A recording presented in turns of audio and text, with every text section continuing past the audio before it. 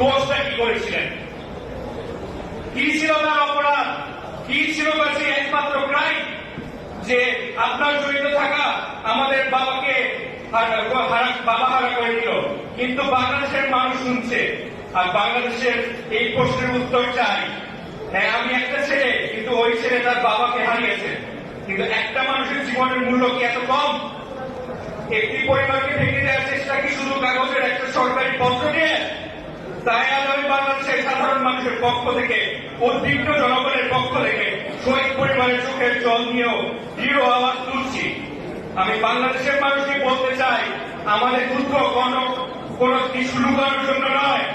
আমরা চাই সত্যের বিজয়, আমরা চাই বিচার, আমরা চাই যে আমার বাবা শহীদ আসিরুদ্দিন আহমেদ মানুষের হৃদয়ে আজীবন বেঁচে থাকুক।